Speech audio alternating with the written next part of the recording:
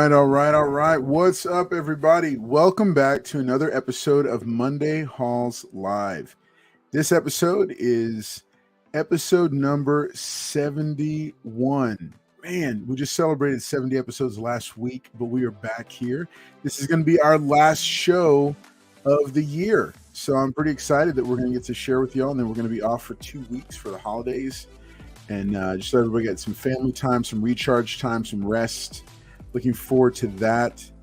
And it's going to be a whole lot of fun. Hey, a couple of quick announcements for you. A couple things to let you know before we get started. In case you're brand new to the channel, we do have some different shows that go live. Monday Halls Live on Mondays at 10 p.m. Central. Then on Wednesdays, we've got the giveaway show that's all about promoting generosity in the comic book community.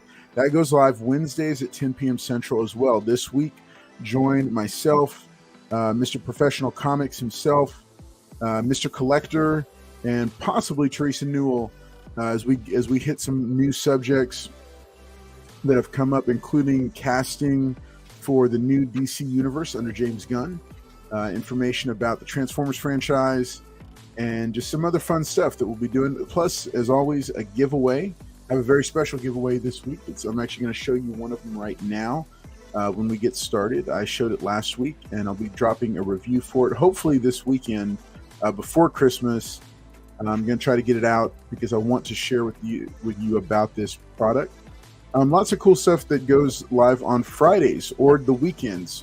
After the first of the year, Friday features will become weekend features because they generally go live sometime over the weekend. It does vary based on my work schedule and how things are going, but I want to go ahead and make you aware of that. I will be stepping up the number of videos that go out on weekends, and they will be going live on different days and times over the weekend, but we'll get that solidified for you. One of those types of things that I put out on the weekends are things like this Comic Collecting for Beginners series that I did towards the beginning of the year. It's a 4-part video series for new comic collectors, available now on YouTube. All 4 parts on its own playlist on the channel. If you haven't checked it out and you're new to the hobby or to the channel, make sure and do that. Lots of cool tips and hints and tricks for getting started in this hobby, this really amazing hobby that we're all a part of. Also, a couple of videos that one is dropping or has dropped, and that's the top 12 DC Comics characters that you should be watching right now.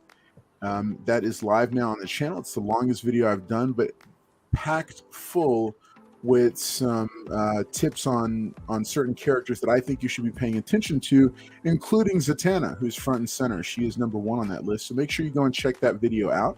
Also, in a recent poll under the community tab for the channel, we had a lot of people vote for right up there with the top DC Comics characters that people should be watching that's right, The Punisher.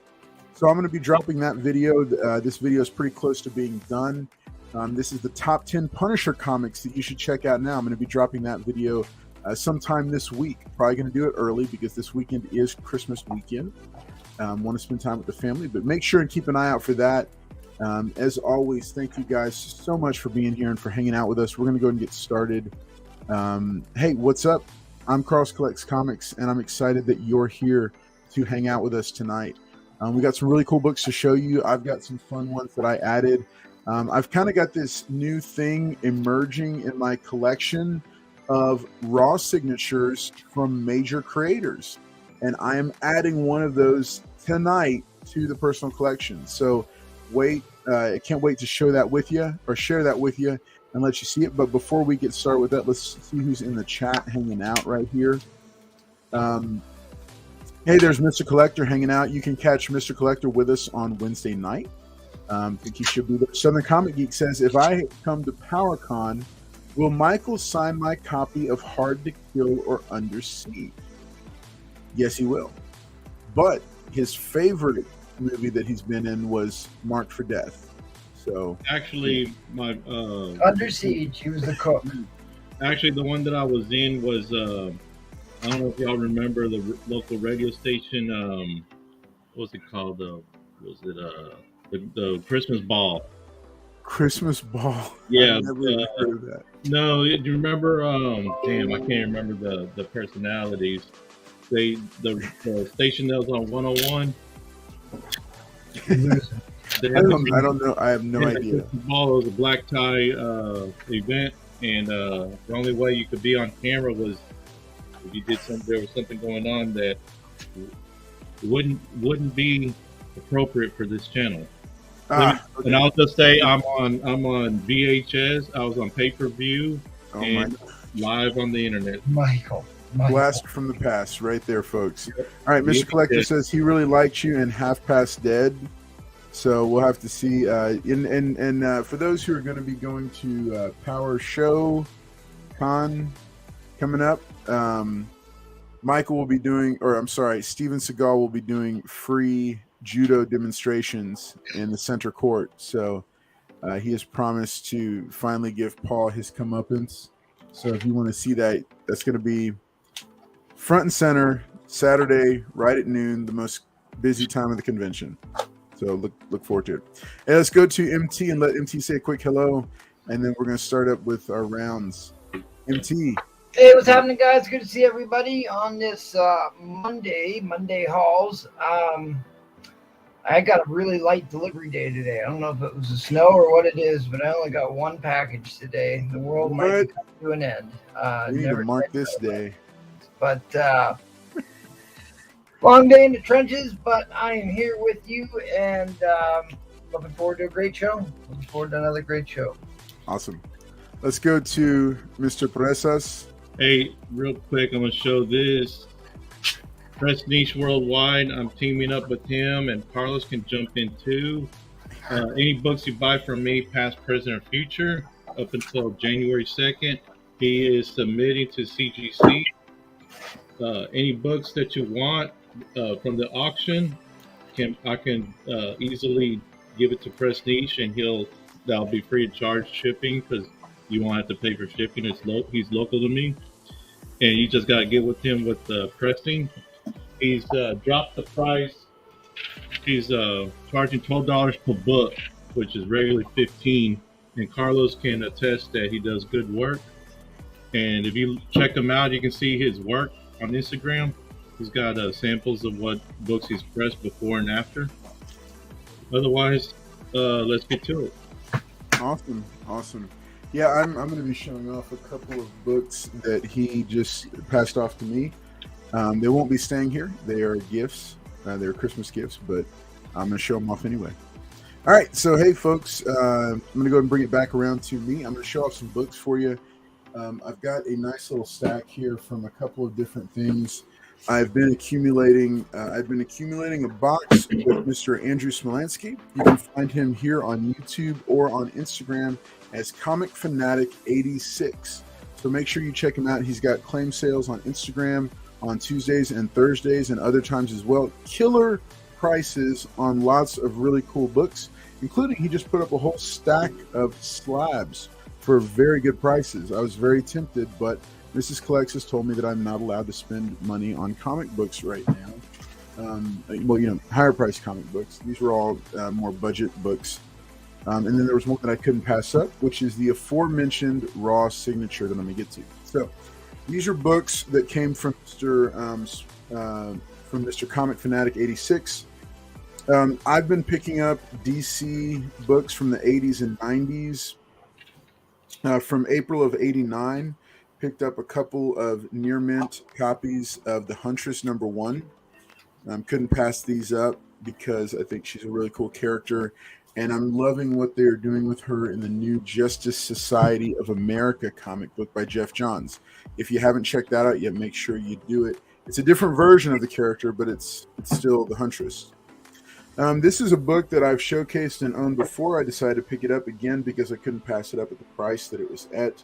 This is Marvel Team Up King Size Annual #1, starring the X-Men and Spider-Man. This is the first appearance of the new X-Men team outside of their own book, and it's their first meeting with the new team's first meeting with Spider-Man. And as you can see, it's a lower grade. He marked it there with a post-it note, but it's a really cool book. And I think I put it on a list of books that people should consider picking up. One of the top 10 lists, but it's a really good book, a really fun story, and it's neat to see Spider-Man alongside the new team, which does include Wolverine, Storm, Cyclops, and Colossus. So good book to have. Really glad to add. Oh, and Nightcrawler. We're really glad to have it back in the collection. Let's see here. Okay, so MT will be glad to know, because misery loves company. I made an eBay purchase because it was an incredibly low price and it was a Blue Beetle, and I wanted to be like MT. Rolled the dice, huh?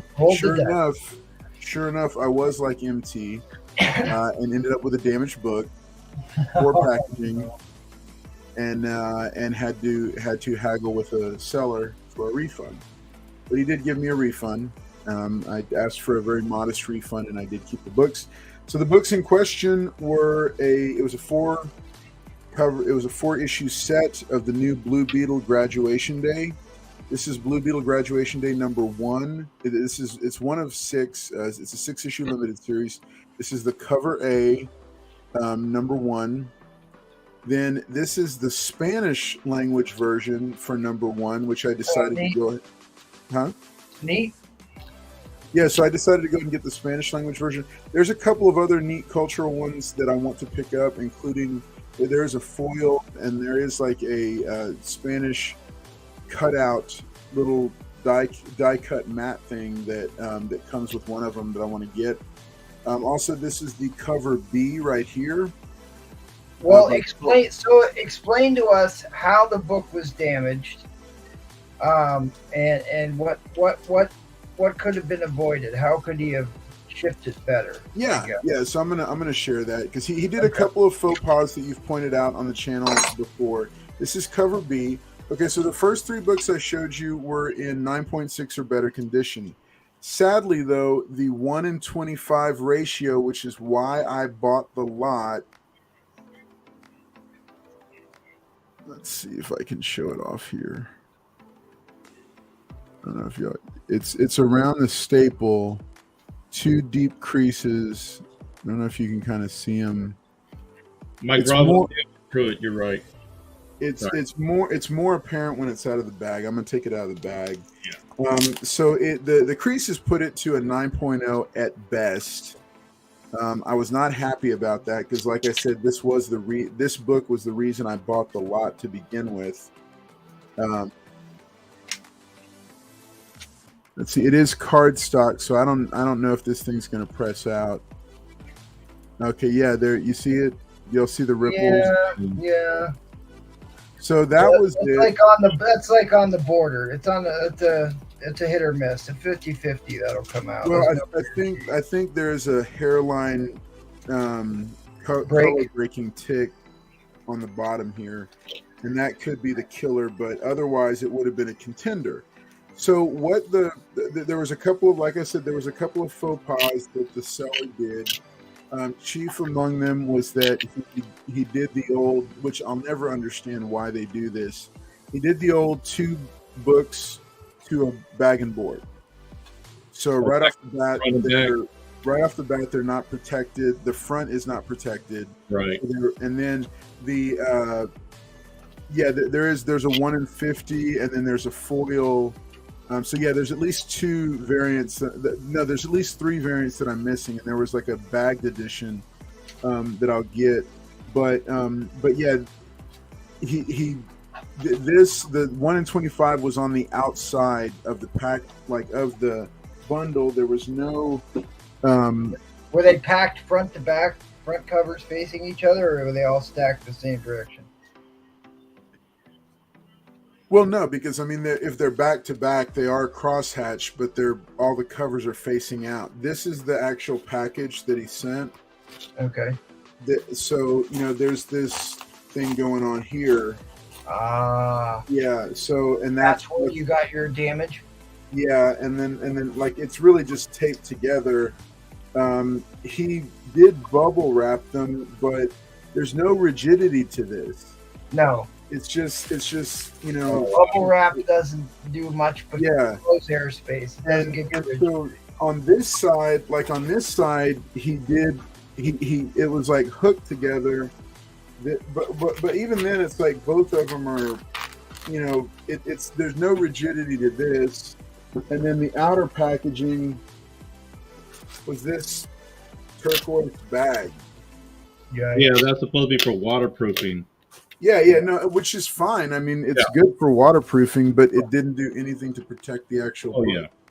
yeah. So that's that. So he, I think I got the entire lot for 20 something, and he refunded $10. And I just said, you know what, whatever. I said, it is what it is. And then he kind of put up a little bit of a fuss about the $10, and I just said, look, I can either let eBay handle it and they'll give me a full refund, or you can refund me the $10. I'll keep the books.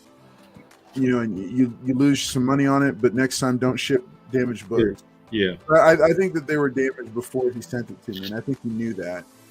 But I'll give him the benefit of the doubt and blame it on the packaging. So, but I'm certainly not. I'm past doing the whole postal claims thing. I'm not doing any. I don't do any of that with sellers. If it arrives damaged, they can either refund it or they can have the books back, a complete refund, and they pay shipping to get it back. So. And it's like a huge pain, especially when you're like me, who's trying to buy a couple copies, knowing that I'm going to have to send at least 2 or 3 of them back. Right? Yeah. It's a pain in the ass. Yeah. What's up, El Green? It's good to see you, buddy. I've got a good example of that going on tonight. A couple more books to show off, and I'll save a couple of cool ones for my second round. Some cover buys, but I do have some story buys here. I think I talked about Gargoyles. Number one, I don't know if I shared this last time. I did. I shared a different variant for it. This is the A cover that I'd also picked up at another LCS. Had that one. Hey, Spidey girl, good to see you.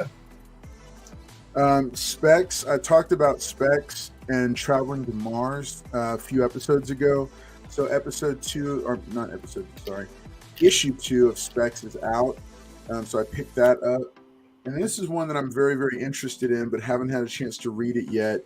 It's by Tom King, and it's a DC Black Label book, and it's called Danger Street.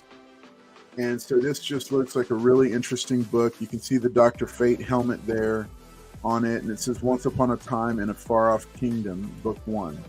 So this I picked up because I'm very interested in it. It is not a square bound, so that'll be nice to get to read it and not ruin the book with like some of those perfect bound books. But yeah, Danger Street is a new book by DC and Tom King. I wasn't a big fan of Tom King on his Batman run, but I do think that he can be a really solid writer. So I wanted to pick that one up and check it out. I'll give you all a capsule review on it.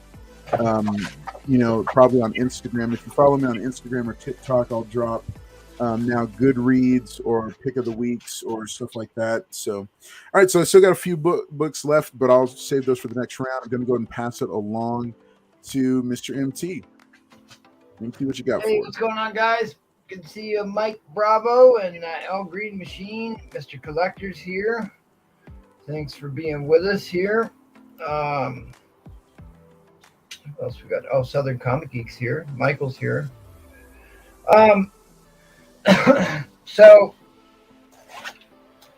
I did have more than one because there was a package that I opened, I don't know, a day or two ago, and I never finished the deal on opening it the whole way because it was one of these hidden books. Now, this is a book that I sold, have serious seller's remorse, because I don't have another high-grade copy of it. I've tried 2 other times to buy a high-grade copy of this. Both times I struck out. So this is the 3rd attempt. And I opened it up.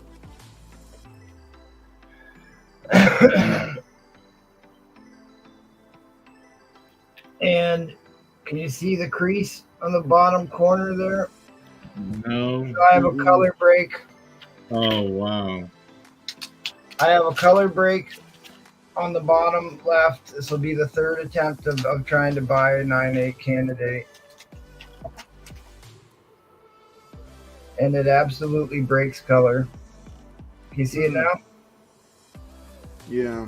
I paid for a 9/8 candidate. I expect a 9/8 candidate. So I have to write another letter. So I can't tell you how much work goes into finding 9/8 candidates. I mean, these aren't just stuff you can just come by. And even if it looks like a 9/8 candidate when you're buying it online, doesn't mean it's going to arrive that way, right? So, I mean, it was another one of these loosely not secured within a Gemini mailer. He did have an extra board in the front. It did have a full back.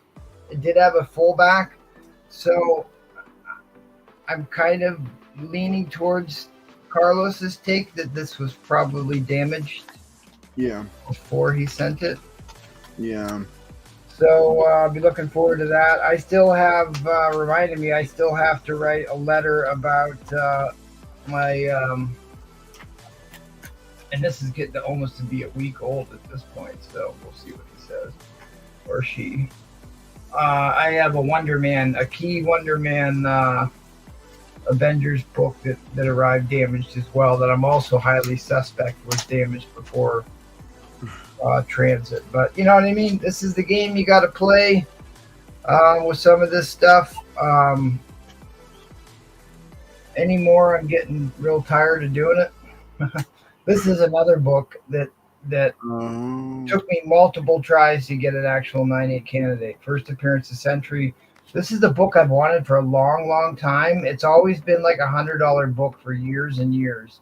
Yeah. And I liked the Sentry. I only first started reading the Sentry in the New Avengers run. Disassembled, and didn't know he had a series beforehand in Marvel Knights. He's kind of like a Superman type tier character, but a little bit beyond the powers of Superman. But he is a split personality, so for every good deed he does, there is an alter ego of himself that does equal amounts of evil in the world. It's the dichotomy of man, don't you know? Yeah. Which ironically, I love the Sentry. I love that character. I think. Yeah. I can't wait to see them do more with him. And it was really because they had killed Thor at the end of Disassembled. They actually have a Ragnarok where Thor disappeared from the MCU for almost a year. It might even been longer than a year, but Sentry was the stand-in character on the New Avengers team for that god-level tier powerhouse. This was the one I got to set back. But I know what you're gonna say, MT, but who wins in a fight between Sentry and Thor?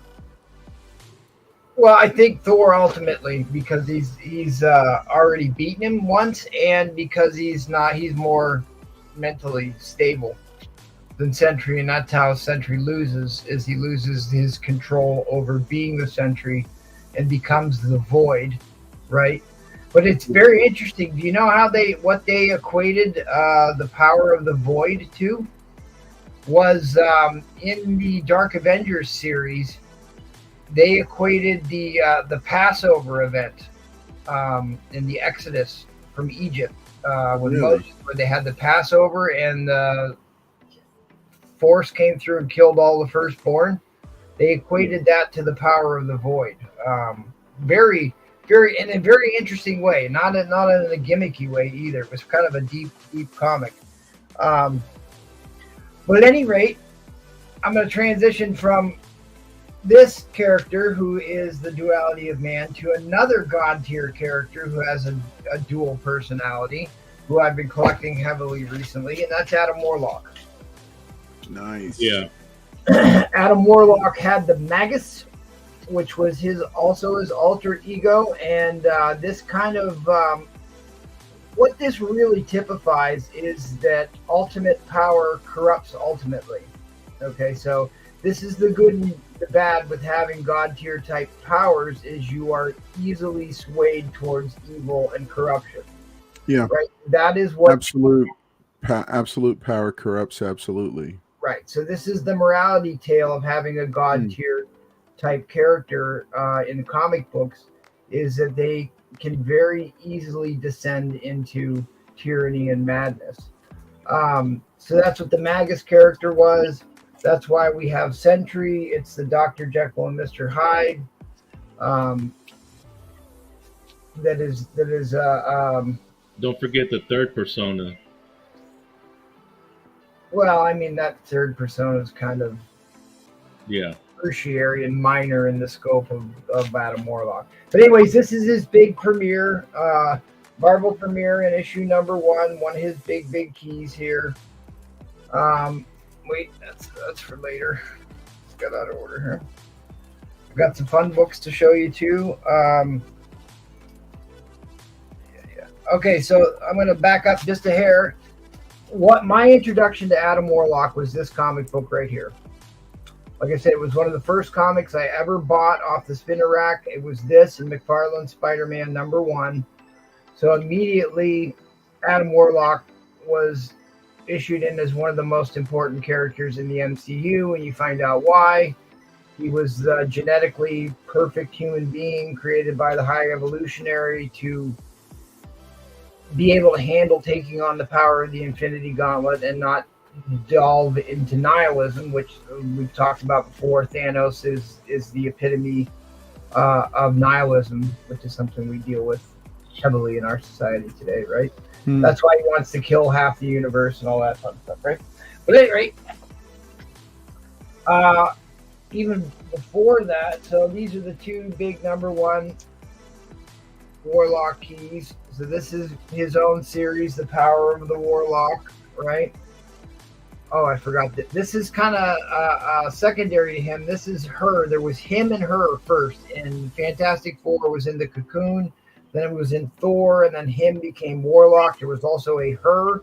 It's also talking about, like Adam, Space Adam and Eve type of a situation, right?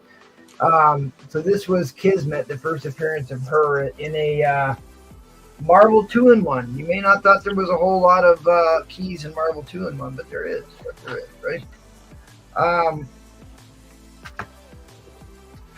So from here, we've got Power Warlock number 1, number 2, number 3, number 4, and this is, I like Trax in this one here.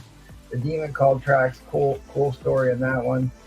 But like cosmic tier characters I've always liked. Adam Warlock is one of the more interesting ones, certainly in the 90s, how he was depicted in the 90s. We got Pip the Troll. He's always running around with Pip the Troll and Gamora. This book here is actually a key book. It's the first full in-betweener, and this is the death of the Magus. The first death of Magus, his alter ego.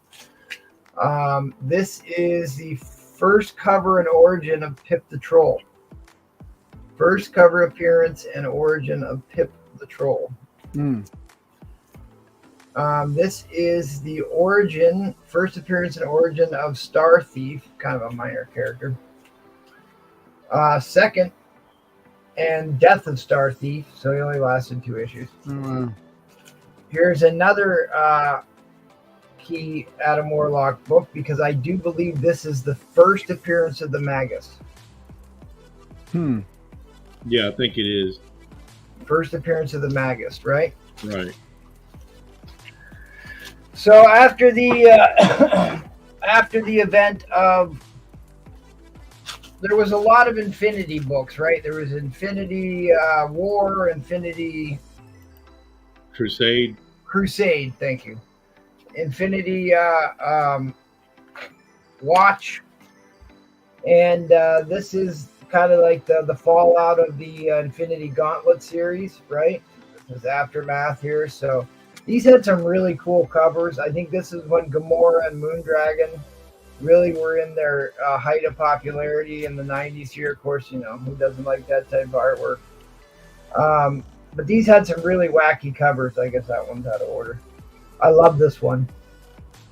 Pip, the King of the Universe, when Pip the Troll gets ultimate power, right? Mandroid type cover. I got that one. That's the first full appearance of the Infinity Watch with Drax the Destroyer when he looked like a WWF wrestler with his belt there. I really wish that Gamora would. I understand that the girl that was cast is an A-list actress. She's really good, but she's like 60 pounds soaking wet. And I really wish they would have like went like MMA fighter type person for Gamora, because she's the most dangerous woman in the universe, right? She is supposed to, lay down the pain. She was a total badass in the comics, and I wish they would have not depowered her so much. Here she is again, Gamora in this one, between Galactus and Thanos. But these are some great reads, some great covers, A Living Tribunal. Usually you can pick these ones up pretty cheap in the back bins. I'm trying to fill out a run because I never got to read the full series when I was a kid. What's this one, Michael? Oh, shit. I've seen that cover so many times, I forget. Carlos? First appearance of Pip the Troll? No. First appearance of Gamora. Oh. Yeah, I know she wasn't in the cover, so yeah, that's why I keep forgetting about that one. And I always mistake this guy for Sugar Man. Do you remember Sugar Man? Yeah. It's not Sugar Man. It's a different guy, and I can't ever remember his stinking name.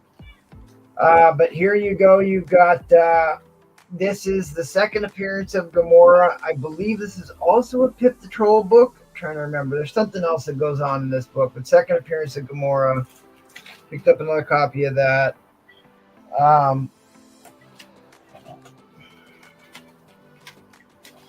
And just kind of talking about looking way down the road here, I'm still picking up Strange Tales of Brother Voodoo. I don't think we're going to see Brother Voodoo, especially with this horror run.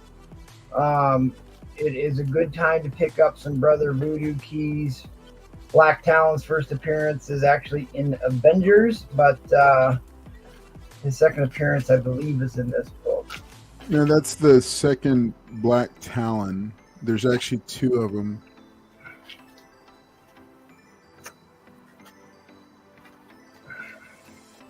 I think one of them was named Samuel something, and the other one was named can't remember their names right offhand. But yeah, there was two Black Talons. Well, they're both in 20-cent. Both are 20-cent books. 20-cent Avengers books. Oh, you know who I'm thinking? I'm thinking of Red Wolf. Yeah. There was two Red Wolves. Yeah, that's what it was. I just picked this up from my man Evan, and this is a very early Thor Pence variant. Wow. And look how white that one is. Yeah. They Jeez. took care of that book. That looks like a brand new book right off the newsstand. Right. Really happy with this copy. Jack Kirby art all the way. You can tell this is Jack Kirby from across the room. Mm-hmm. You know. Yep. So happy to get that one.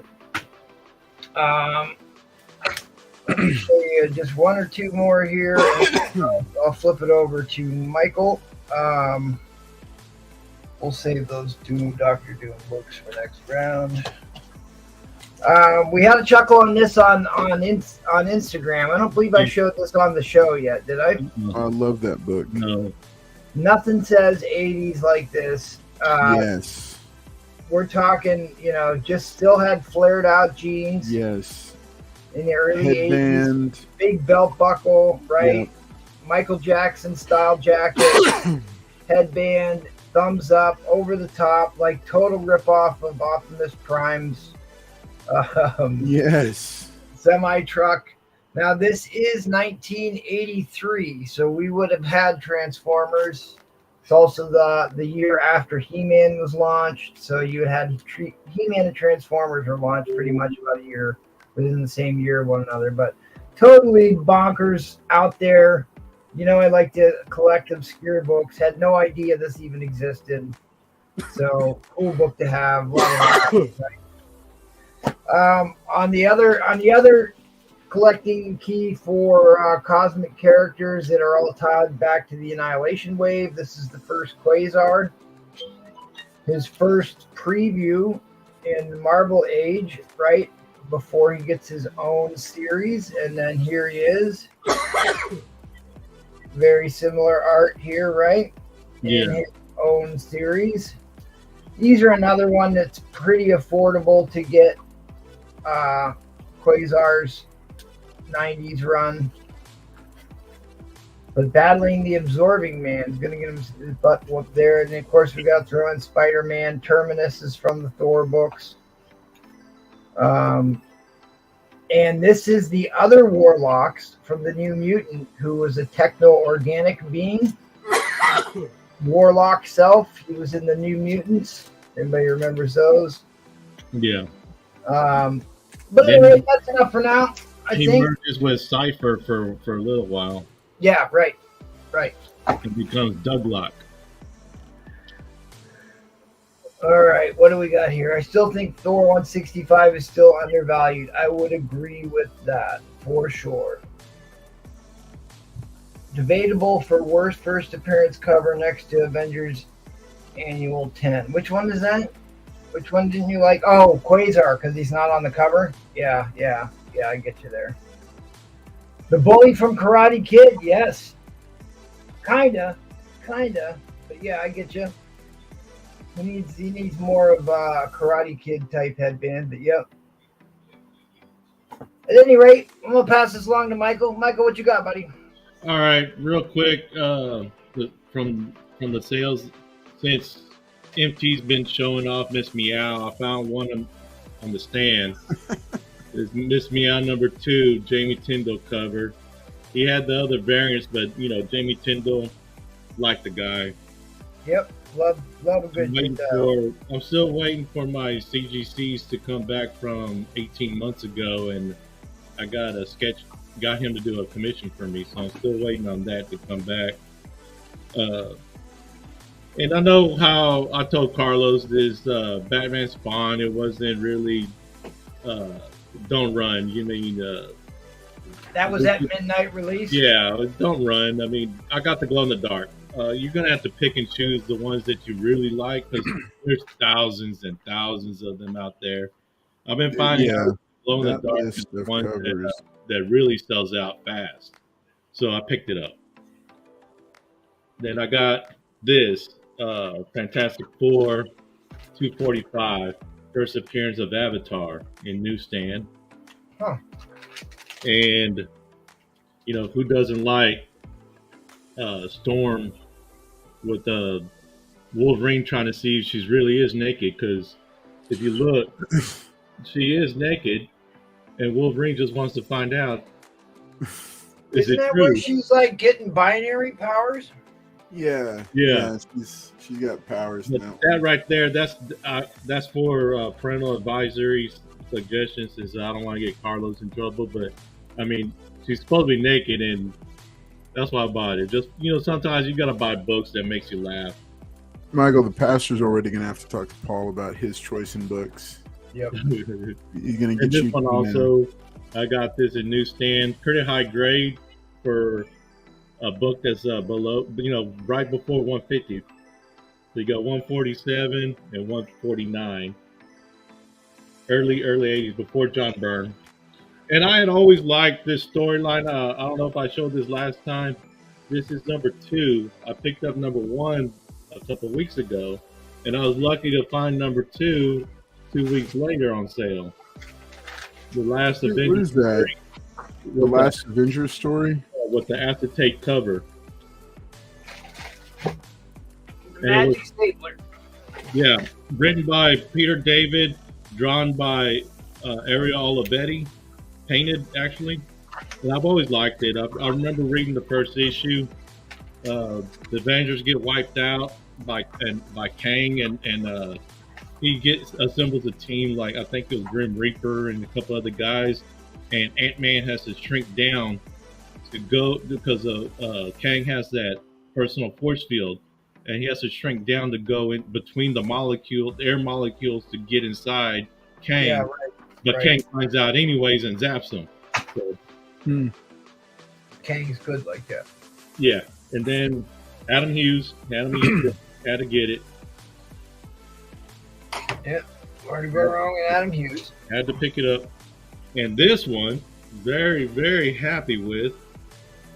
Yeah, Sensational She-Hulk number 50, Oh wow. the Emerald Foil. newsstand. Wow. That's And- another book that's real tough and high Yeah. grade because that foil scratches so easily. Right. The owner, there's a very small tick, but it's not color breaking because that's what drew me to it, because you find ticks on these all the time, especially newsstand. And the owner, when he saw me, when he was ringing me up, he saw it. He was like, if I had seen that beforehand, I was going to jack the price up. So that's what sometimes that's what you get for not checking your back stock. But, stores that big, they can't do that. They can't do that. Right? Yeah, All right, lucky. take it easy, El Green. It was good to have you with us tonight. And now to get into the Mark Jewelers, I got tons. If you saw my Instagram, Oh my gosh. yeah, Power Man, Iron Fist. I'll start with Load Keys, number 95. Kurt Busiek wrote it. Did not know. And Power Man 76, Mark Jewelers. But the thing is, Frank Miller interior and a Larry Hama cover. Yeah, Larry Hama cover. Right. I mean, it's not in high grade, but it's not terrible either. I mean, to get a Mark Jewelers and Larry Hama and to get him to sign it, I mean, this will be worth even more than regular in high grade.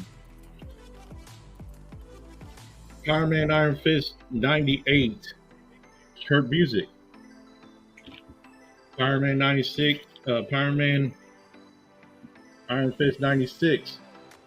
Kurt Busiek story, Mike Mignola did the inks. And I got two of the same copy, Power Man Iron Fist 99. But the thing is both of them are Mark Jewelers. Both of them are star stamped with the exact same stamp in the exact same spot. Look right there in the R, it's a star stamp. Look right by the R, the exact same star stamp. Yeah, neat. Must have bought two copies at the same time. Two copies, same color, blue-gray inserts, star stamp. Kurt Busiek story. And from the final of my Power Man run was 121, with the Beyonder goes to the ghetto. What? Yeah. There's Ooh. Why is Iron Fist in a red suit? Was that I the don't thing? remember, but there was a time John Byrne had did that one or two issues where it's another suit of Kung Lin, and I just never followed it. But I know he's in a red suit. They're just like you said.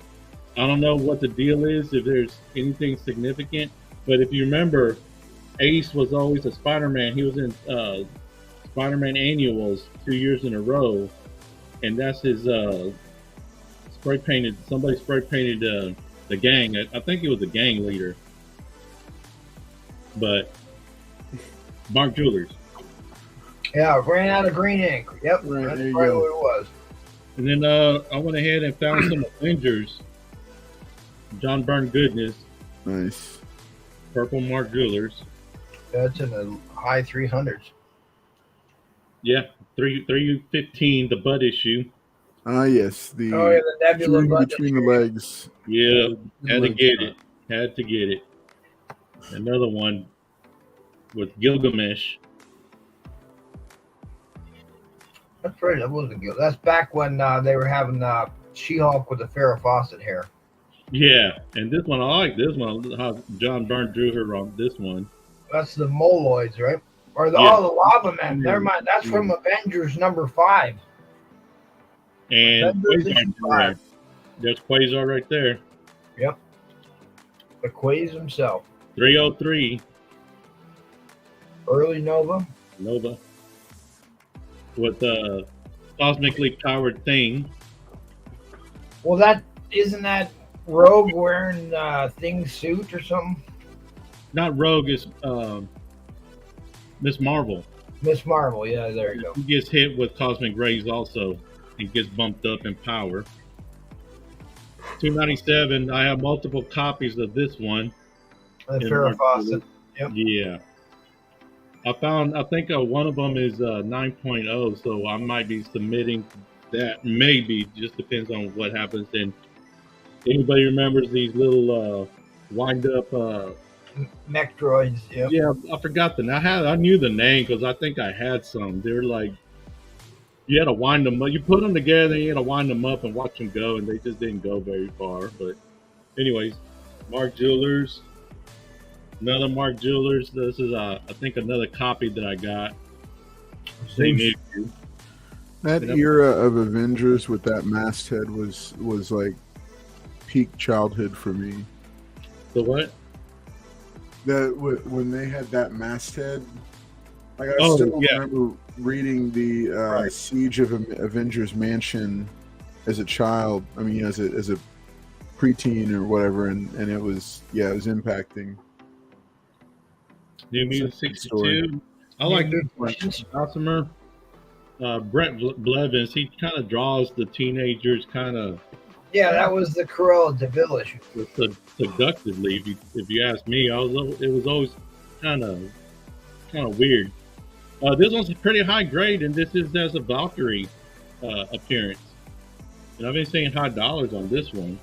No, wait a minute. That's not Valkyrie. That's no, Danny it's one of them. That's Danny Moonstar. Right, but look, Beware of the Flame of the Valkyrie.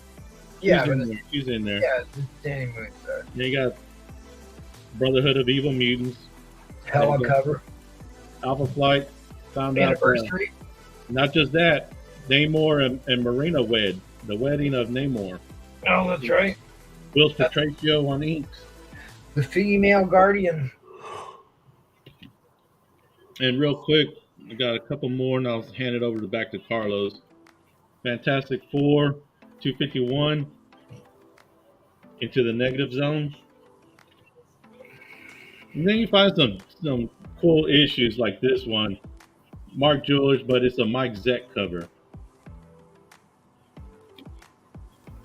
And of course, Hulk. Can't go wrong with Hulk with MODOK and Abomination in the yellow cover. And I'm gonna say that for last. Thor, Eternal Saga, yeah. First cameo of the Exitar, the Executioner, as a cameo, and Arishem, the Celestial. Yep. His appearance. Now this one, I saw this before Black Friday. He had it there before Black Friday. I went there to go grab it on Black Friday. It was gone. The thing was, I was looking under Thor. He had it under Mighty Thor. A month later, the next time he has a sale, it's there. And I'm like, and then when I saw it the first time, I was like, okay, it's a Mark Jewelers. It's not high grade, whatever. It's an Eric Larson interior work. So I already knew, worst case scenario, I'll just sell it on the auction. That's always been a popular cover, anyways. That right. Yeah. So not only did I miss it on one sale, a month later he has another sale. It's there. I find it. It's high grade, dude. It is. Yeah, that looks pretty clean. This is going to Press Niche Worldwide. Mark Jewelers, Eric Larson. All right, Carlos. All right, so real quick, just to address a little argument, a flare-up that's popped up in the chat between Mr. Collector and Paul. As we said at the beginning of the show, Paul Comics only answers his phone when he's not on the hunt. But then he says, I tried to reach out to you, that's a bald-faced lie. Bald-faced lie, just calling him out. Yeah, Paul doesn't call when he's on the hunt. He doesn't want to hear it. All right, so hey, last week I shared about a product. I haven't done the product review for it yet, but I'm going to get it done ASAP. But I wanted to show it off one more time because it's just such a cool product that I came across. And Doug was nice enough to send over a copy, and I went ahead and bought some extras that are going to be distributed to some others. So this is the Sidekick, This is a comic organization helping tool that he came up with. What it does is it slides down and clips onto the wall of your comic box, and it keeps your books from sliding down. We've all got that issue where a box isn't full, and so we try to find stuff to kind of fill the box to keep, because you have to keep the books upright. You want them upright because that's the way it's going to keep them from getting damaged. But sometimes you just don't have a full box. Enter the Sidekick, one of the coolest little tools, little widgets I've come across. Very simple, very easy to use. Like I said, it just slides down over the Box. the wall of the box. I've Right. tried it on about four different types of short boxes, because they have different thicknesses to the wall. It works with all of them, the skinniest one all the way to the thickest one. Really cool tool. You can find out more about it on sidekicksupplies.com, and I'm going to be getting some of these other guys to do reviews on it as well. But I want you to make sure and check out sidekicksupplies.com. You can also find him on Instagram, as I'll know it in just a second because I'm going to pull it up here. Sidekick.comicsupplies. He's on Instagram. Make sure you go and give him a follow and check it out. It is a really cool thing right here. And you know who will not be getting one of these because he's not behaving himself is Paul. Paul's not going to get one. But the Sidekick Comic Supplies, fun little tool here that you can check out. Make sure and do so. Check it out sometime this week or sometime over the holidays. All right, so other books that I have, I've got a few of them. We're talking about Press Niche Worldwide and his pressing and submission services. I've sent in quite a few books from him. Always been pleased with what I get back. I got back 2 books just recently over the past weekend. These are not, these are, so this is first cameo appearance of Grogu in The Mandalorian #1. Didn't get just one, got 2 of them slabbed because they are not, these are not ones that I'm going to keep or sell. They are actually gifts that I'm going to be giving to our 2 girls because they love Grogu, and they were interested in the idea of owning their own slab. So I'm going to be giving it to them. And it's first full appearance of Mando as well. So so these are pretty cool. Big shout out to Press Niche Worldwide. If you have needs for comic book pressing and cleaning or CGC submissions, he is your guy. He's based here locally with us. So I think Michael was talking about some kind of a deal with like shipping and whatever. But he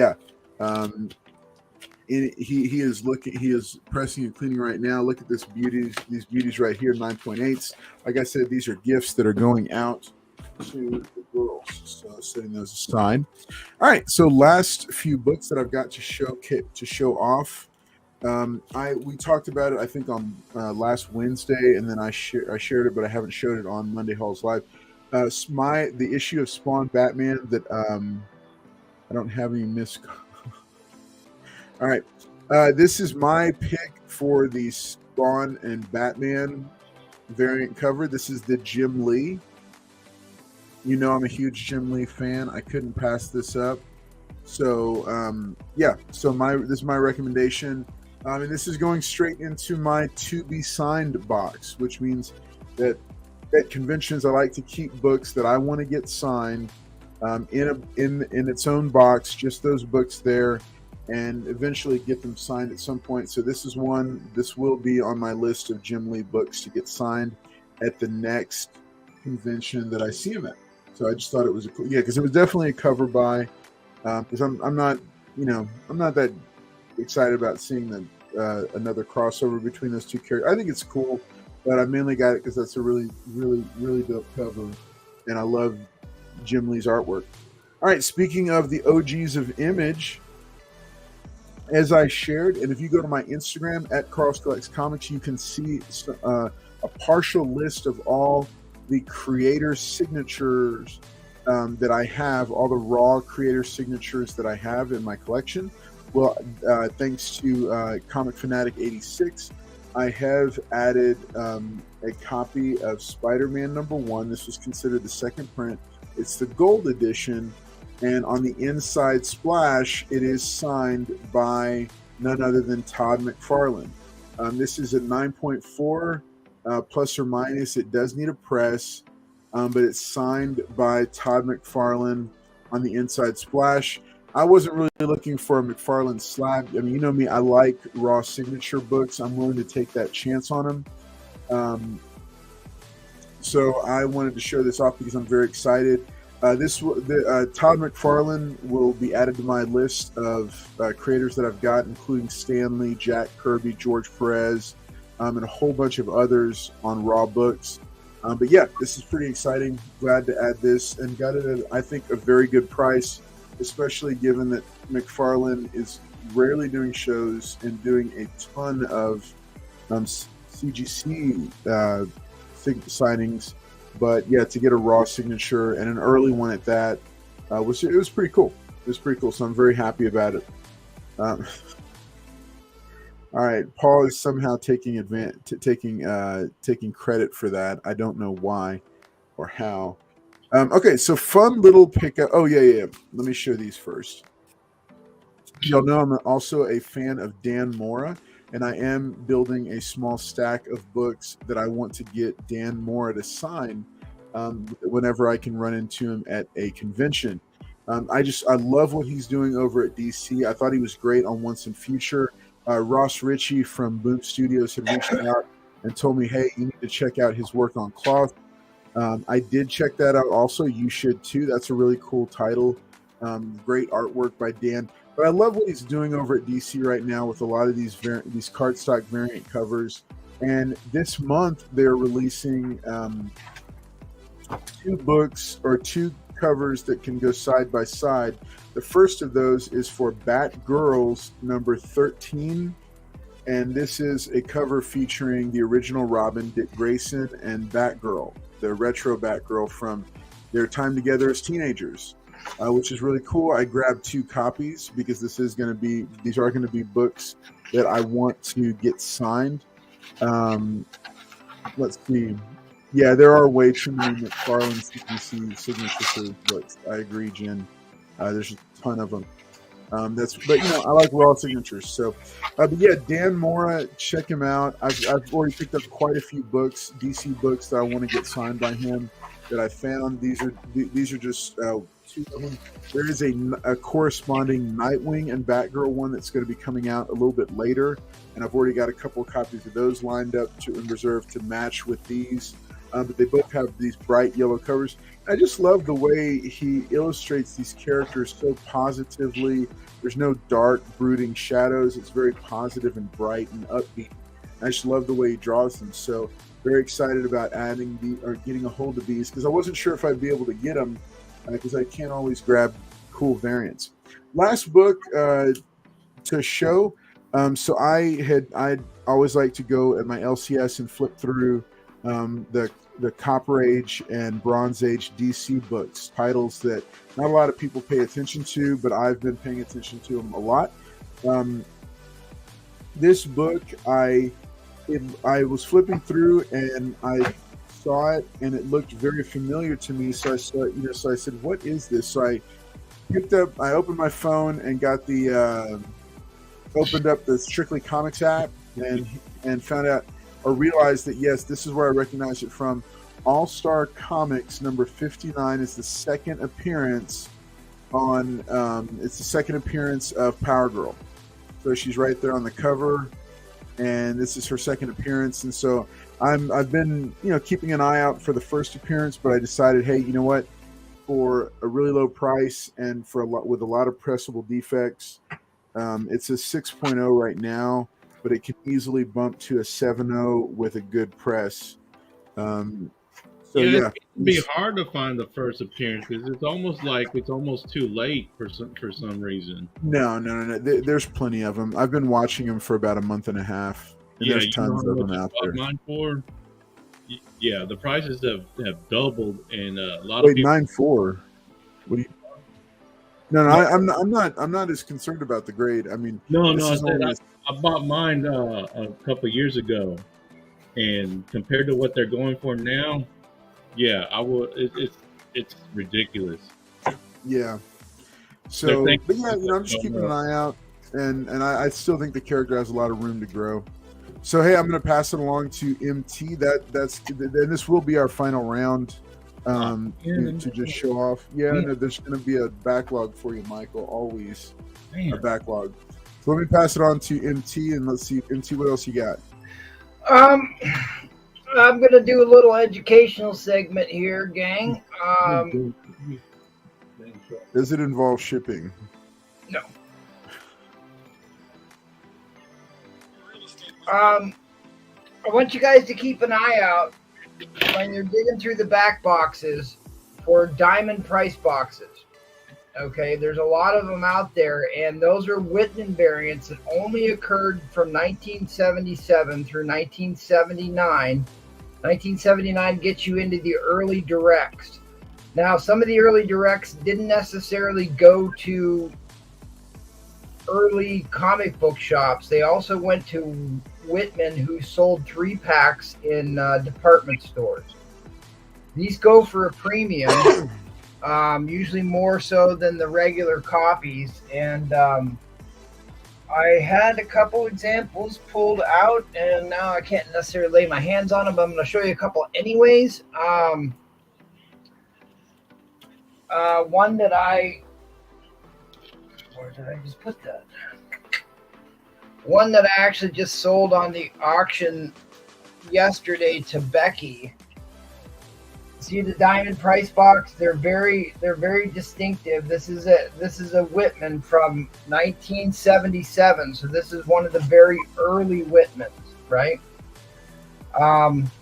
There's other Whitmans. They're worth some serious money, including if you have Winnie the Pooh Whitmans, and I actually have 2 of them. And I come to find out that one of them is the $200 Winnie the Pooh Whitman, but it's in rough shape, so it's probably not worth near that amount. But here's our favorite Sailor Man in a Whitman variant, Popeye the Sailor, and the Mysteric.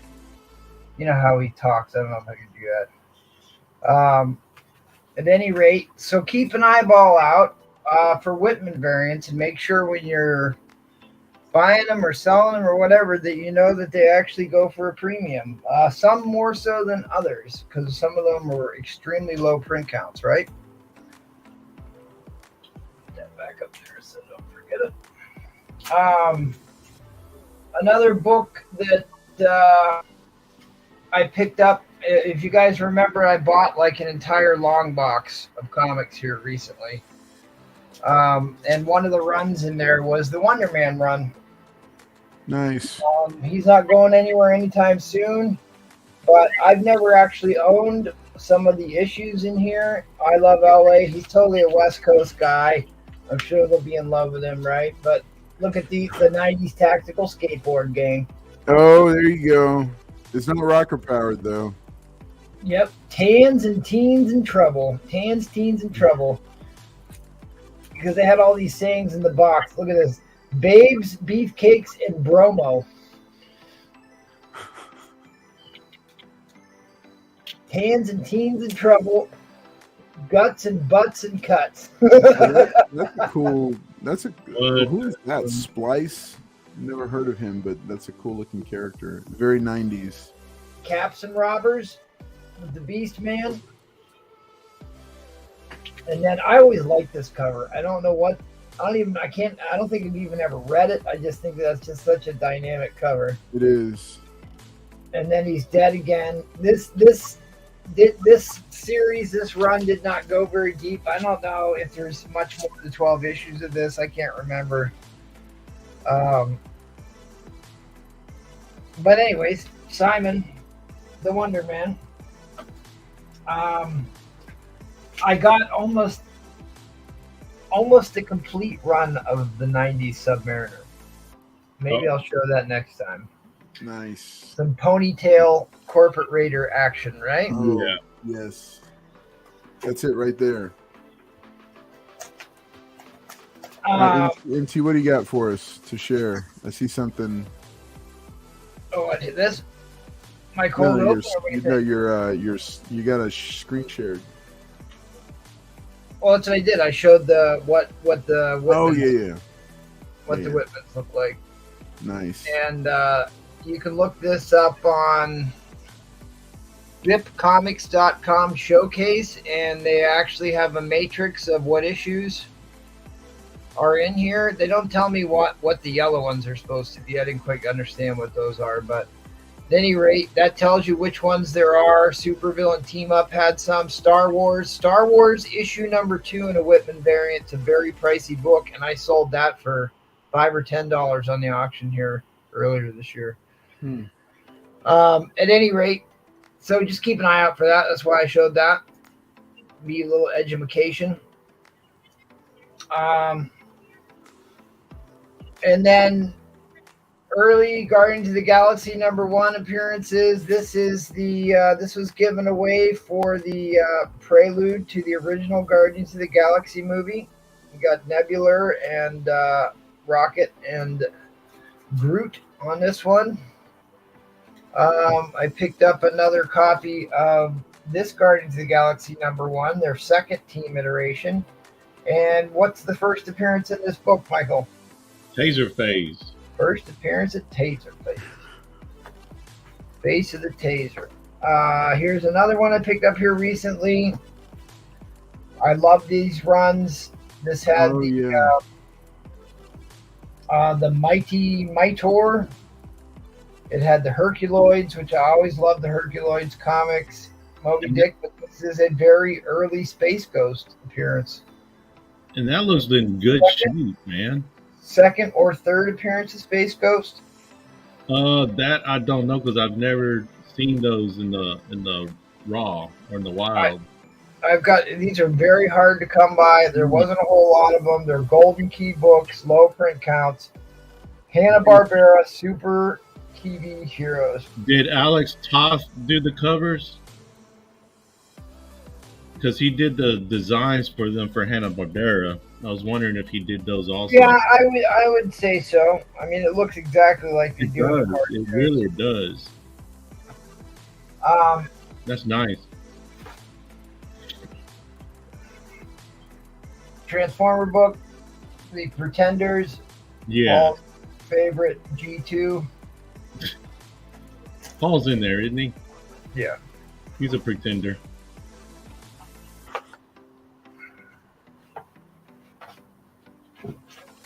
Is this a live unboxing? This is a live open.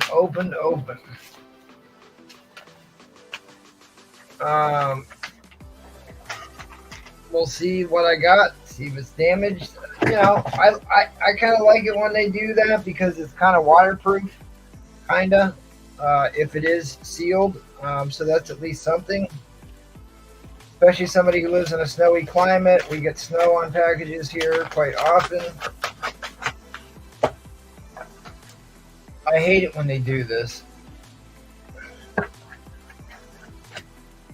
Yeah. I know it's cheap. And you could just cut up boxes that could be otherwise used for shipping. But, like, God, there's tons of cardboard in the world, people. Just don't use pop case cardboard. Aha! They're in good shape. Nice. Oh. No dents or dings. No dents or dings. I kind of got back on the Lego kick. I wanted to get a couple graded because of my buddy who's got the toy shop. But it was a cool run. I mean, they're still kicking them out every now and again. I just bought an ASM 55 with the Lego Venomized Devil Dinosaur on it.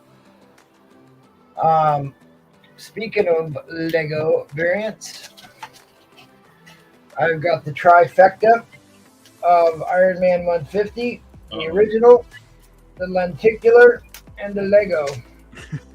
So all you're missing is a sketch of the Lego, right? Yeah, that's kind of a pricey book, though. Yeah. there are lots of homages of this cover. I was thinking about going and trying to hunt them all down.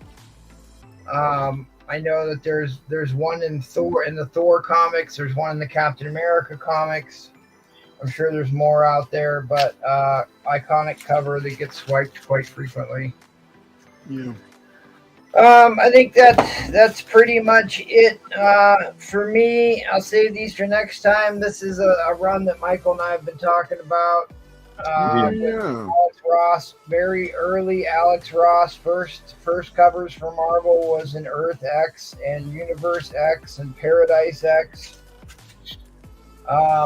There's a key or two that goes on in this run, so when I see them in back bins or whatever, I usually try and pick them up. So I'm like slowly.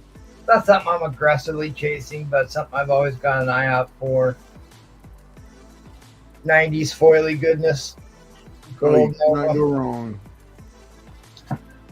But anywho, I think that is it for me tonight, gang. I appreciate you being with us and hanging in. I think Michael's got a few more books, right, Michael? Yeah. Yeah, I do, and I'm not gonna get to the Mark Jewelers in time. Well, there's always another day, my friend. Always another day. All right, Michael, what you got? All right, real quick, I'll finish up on the Raws that I got for the sales. Peter Parker, Spider-Man, second appearance of Jack-O-Lantern that becomes Hobgoblin. Frank Miller cover. Mark Jewelers. Early Sabretooth. First Foreigner. Mark Jewelers. Hobgoblin becomes Demo Goblin.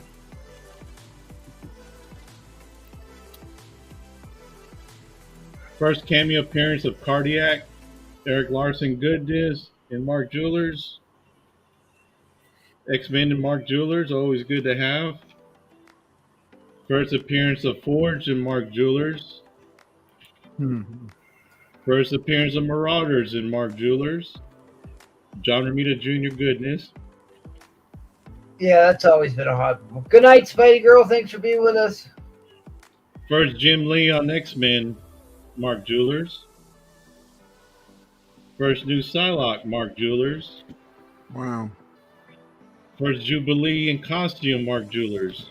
So that's it for the Raws. Now, this is what I really wanted to do. This is what I've really been waiting for. Is slabs that I've been getting from other people, and MT was one of them. But I should get it all wrong.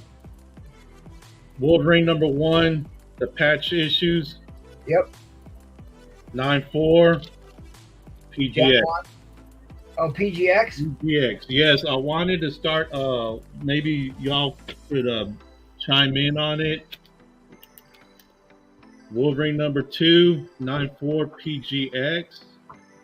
Don't know if it's been cleaned or pressed. But the thing is with #2, guess what #2 is, MT, because I bought one from you.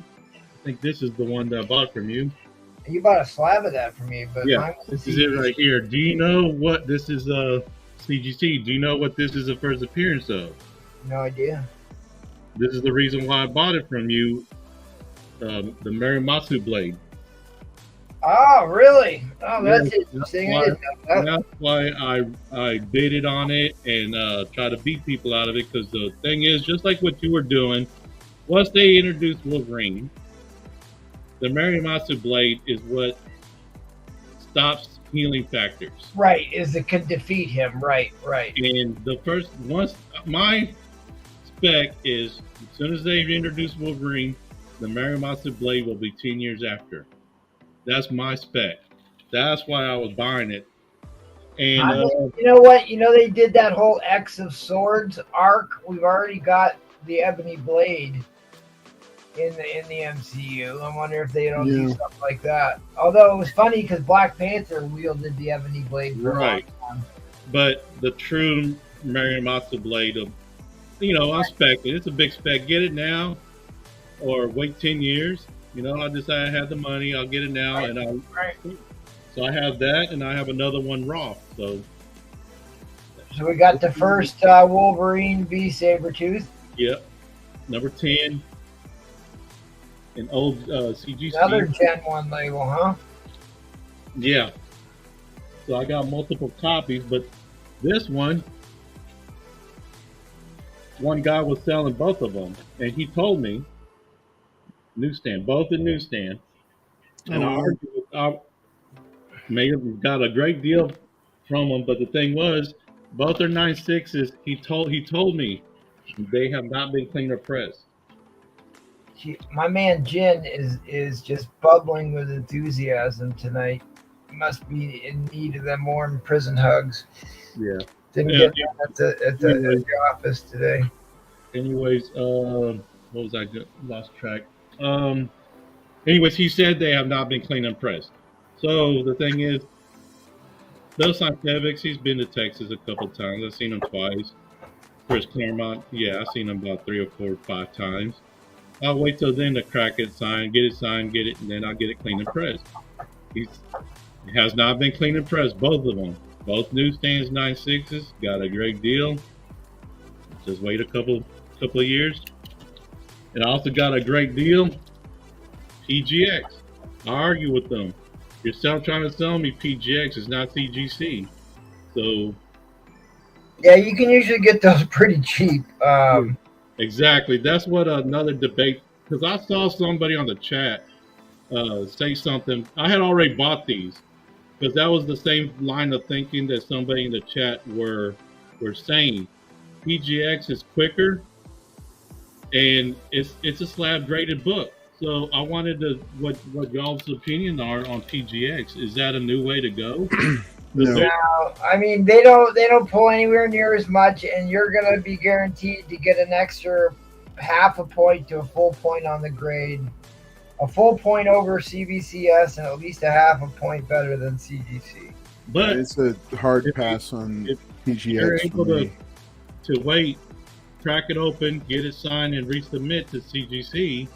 Why not? Why wouldn't you do it? Right. I'm not saying you can get good deals buying them. If you can get them cheap, buy them. And that's what I did.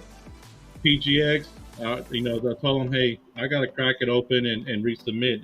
PGX. What's the other one? The EG or something? Are they not in business anymore? Yeah. EGS. But that's what I did. Bought them to store away for a couple of years. As soon as they come around, crack it open, resubmit. Well, not resubmit to PGX, but submit to CGC. Get the book that exactly what I wanted. And if you gotta go, Carlos, I can stop now, or I can finish up with the last 3. We're at the hour and a half mark. We usually try and wrap it up. Okay. By 12:30 here. Yeah.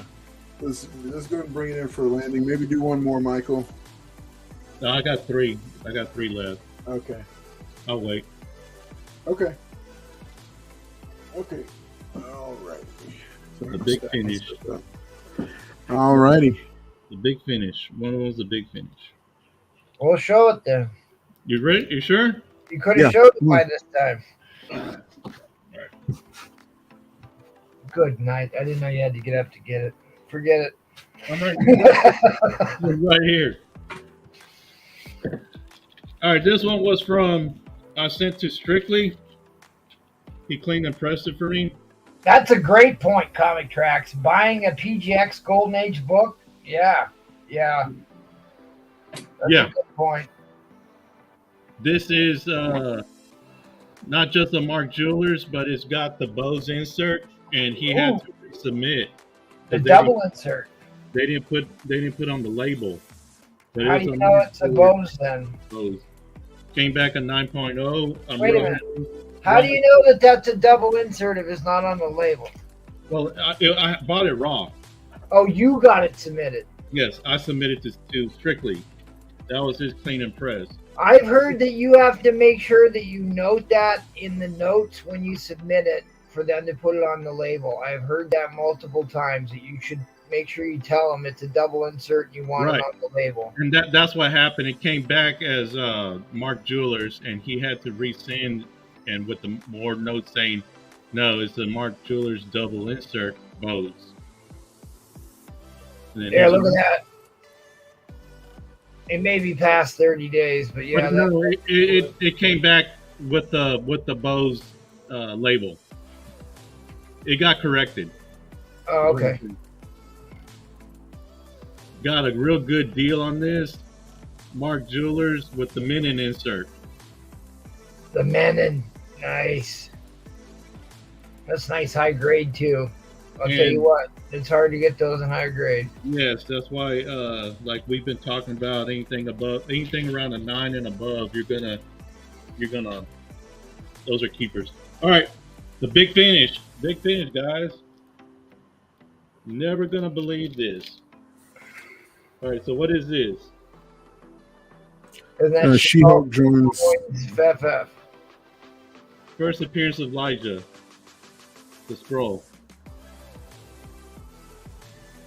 Mark Jewelers. I don't know who that is. 9.2. PGX. You know it had to happen. What does it say in the white banner? Mike Jeweler insert news. Hell yeah, I got it, baby. I got it. Mike the Jeweler. Mike Jewelers. Got it. There you go. You got the air. But Elijah the Scroll.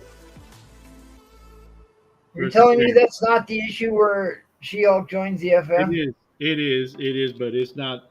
They didn't put Elijah the Scroll, but it is She-Hulk joins, but it's also the first appearance of Elijah the Scroll.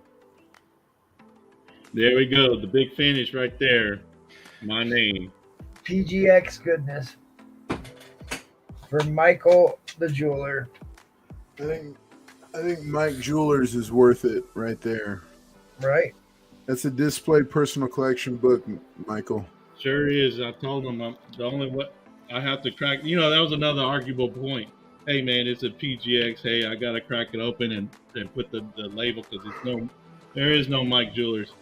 So he said, well, I can resubmit and have the label put on correctly. And I said, no. I needed to say Mike Jewelers.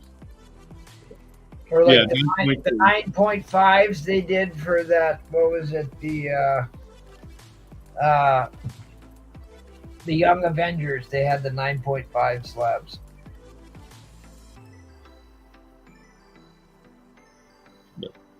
That was it. All right, Carlos, take it away. Bring us home. In for the landing. All right. Hey, everybody. Thanks so much for being here tonight and joining us. It's been another good night of us just hanging out and sharing our past week to week and a half's worth of comic book pickups. You also got to see a quick, just a couple initial thoughts of the Sidekick. This is a brand new comic organization tool that you can find more out about at sidekicksupplies.com. You can also find it on Instagram. It's at sidekick.comicsupplies on Instagram. But this is Sidekick. It's a tool to help you with dividing your comic books and dealing with a problem that all of us have, which is when we have a box that is not full yet and books sliding down and bending and warping. It's happened to all of us. We've seen it happen. It happens a lot in LCSs. This is the tool that fixes that problem for us. It's a solution. So I'm going to be doing a full product review of this. Excited because I just wanted to say a big thanks to Doug for sending over one of these. Also, some of the others. What's the price point? Price point is I think it's $15 for one of them. Wow. And so I think it's $15, but it is all molded plastic. It is fairly solid. It's a lot more solid than like the regular like white dividers, the plastic dividers that we use. Oh yeah. But yeah, it's a cool thing. And just as a little Christmas nod, you damage a high dollar book putting it in a box like that. $15 don't seem like that much at all. Yeah. No, it really doesn't. It doesn't. I was testing it out. It works on a bunch of different thicknesses of boxes. Obviously, I think it works a little bit better on the thicker boxes, like some of these older school like cutout ones and stuff. But some of the screen printed boxes that are already very thin, and I would already question storing your books in them anyway. It's a little bit flimsier because they're thinner walls, but this is still a sturdy tool. And I tried it out with quite a few stacks of books. I'll be doing some demos with it. I'm also going to be sending out a few extras of this as well. So Wednesday night for the giveaway show, I'll be giving away one of these. It'll be sending to one lucky winner. They'll get this this exact sidekick right here. I've got a few others as well. But yeah, just a cool tool to use for organizing your comic collection. Every collector should have at least every collector should have at least one of those in their toolbox for collecting. Should be right up there with painter's tape and dividers and Sharpies. So hey, thanks for watching the giveaway show. Thanks for watching Monday Hauls Live. A couple quick reminders. Currently on the channel running right now is the top 12 DC Comics characters that you should be watching right now. These are my picks for DC Comics characters that I can see a bright future for in the new James Gunn DC universe. So I'm looking forward to that. Also, at some point this week, I'll be dropping late my top 10 Punisher comics that you should check out right now.